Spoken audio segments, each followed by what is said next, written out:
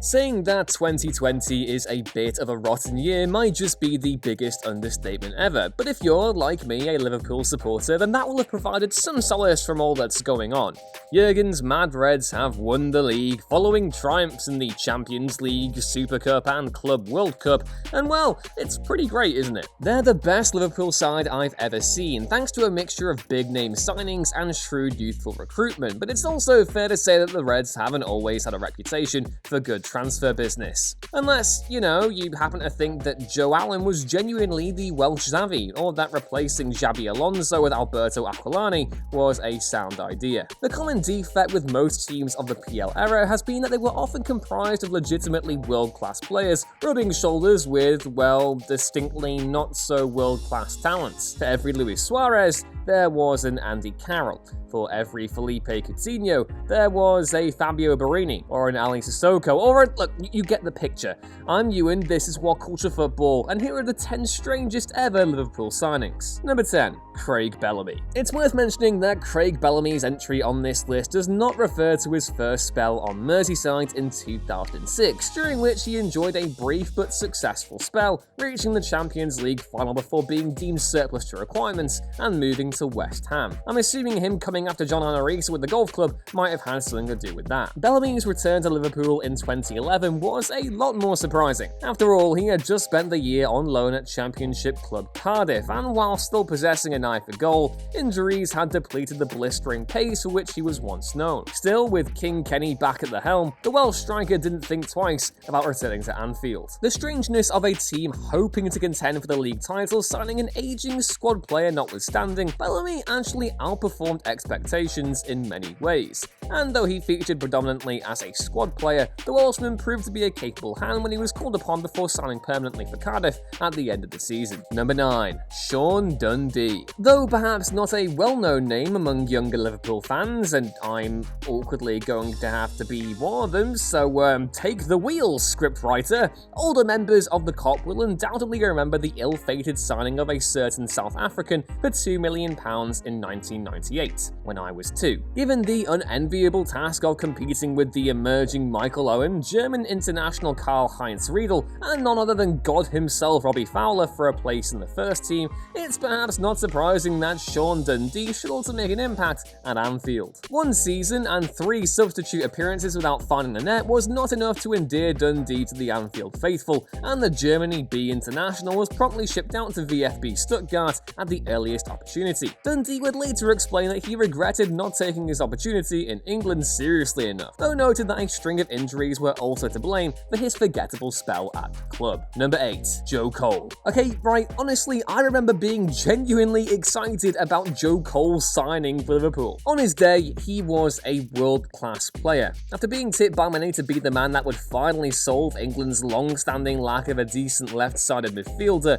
Cole showed signs of brilliance throughout his career and even picked up 3 Premier League medals with Chelsea. The problem is that when Liverpool signed the former West Ham youth talent, Cole had suffered a series of injuries, and even though the club didn't have to pay a transfer fee for him, he still commanded eye-watering £130,000 a week wages. With a wage packet like that, expectations were always going to be sky high, and Cole struggled to live up to the hype. He would leave the club in 2013, later referring to his time at Anfield as a quote-unquote mistake, and that he had never felt a connection to the club or its fans. An inevitability, really, after being trained in the dark arts of boiling piss by Jose Mourinho for several years. No love lost there, mate, I tell you now. Number 7. Istvan Kozma.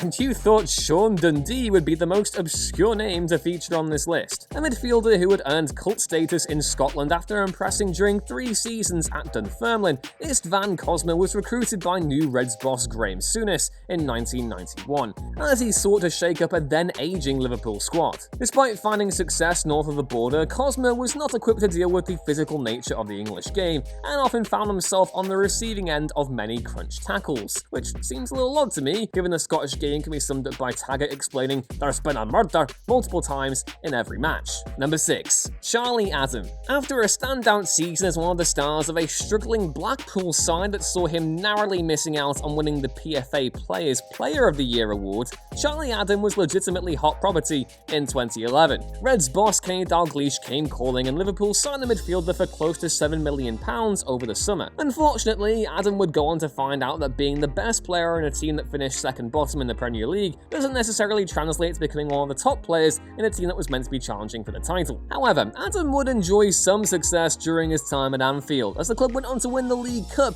and Wembley on penalties, despite Adam failing to convert his spot kick that is still, I'm told, waiting to re-enter orbit. However, after struggling to establish himself in the first team, Adam would depart that same summer, moving to Stoke City for £4 million, where he would go on to take the most embarrassing corner I've ever seen, second to only Iago Aspas's against Chelsea in the cursed match that can't be named. Number 5. Alex Banninger. The life of a third-choice goalie is a strange one at the best of times. Essentially the living embodiment of break in case of emergency, the keepers provide experience to the squad and pick up a paycheck every week, despite rarely being called into action. With all that being said, it's still hard to explain just how strange it was that Jurgen Klopp decided to sign 39-year-old Alex Banninger during his first summer in charge. A member of Arsenal's 1998 title-winning squad, Banninger had enjoyed the career of a footballing journeyman across Europe before turning up at Anfield initially just to maintain match fitness. Klopp's decision to keep the former Austria international around for his experience made perfect sense at the time, but it was certainly strange to see Liverpool sign a player who had last played in the Premier League when many of his new colleagues were still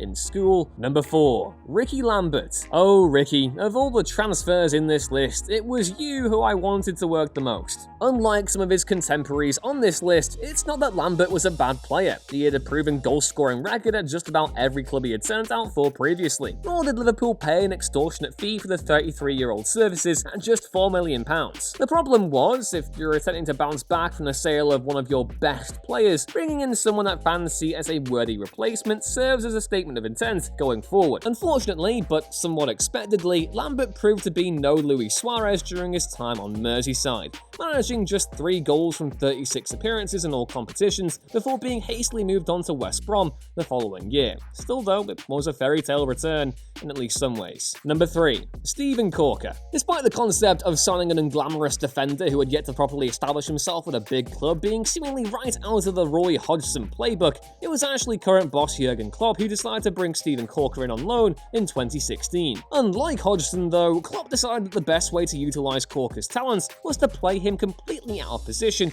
as a makeshift forward, bringing him on in the final minutes of the game to be a nuisance to the opposition defence. In the end, Corker's time at Anfield amounted to just 3 league substitute appearances as an emergency striker for reasons. Number 2. Mario Balotelli. Though raw talent certainly goes a long way when considering potential transfers for a football team, considering a player's disciplinary record both on and off the pitch is of equal importance when deciding whether or not they would be a good fit for a club. Which is why more than a few eyebrows were raised when it was announced that controversial forward Mario Balotelli would be returning to English football after signing with the Reds for a fee reported to be in the region of £15 million in 2014. Just months after then, boss Brendan Rodgers had stated that the move categorically wouldn't take place. Unfortunately, the Balotelli who had scored 18 goals in Italy the previous season was nowhere to be seen, and the Italian striker managed just 1 solitary measly league goal for Liverpool before being loaned back to AC Milan the following season. It was the definition of a panic buy and typified old Brendan's weird moves in the transfer market. And number 1, Paul Konchesky. Oh, Paul Konchesky. God, this is just... wow, bringing all the memories back today, aren't we? Roy Hodgson's 6-month stint in charge of Liverpool in the latter half of 2010, aka the dark years, saw the man who would later serve as England boss preside over one of the most forgettable periods in the club's history, with a string of strange signings to boot, all capped off by Paul Konchesky's mum clapping back at supporters for criticising her son's dreadful form for the Reds. There's no denying that Hodgson is a talented manager, and one who is perhaps underestimated by opponents and the media, but I don't think there's any skirting around the fact he misjudged the gravity of the job he just accepted when he replaced Rafa Benitez in 2010. If he did, he probably wouldn't have signed Paul Bloody Konchesky, or Christian Poulsen, or Milan Jovanovic, oh God Christ alive. While a dependable defender on his day, Konchesky just didn't have the quality to thrive at Anfield. He immediately fell out of favour following Hodgson's sacking and was sent out on loan to Championship club Nottingham Forest for the remainder of the 2010-2011 season, before moving permanently to Leicester.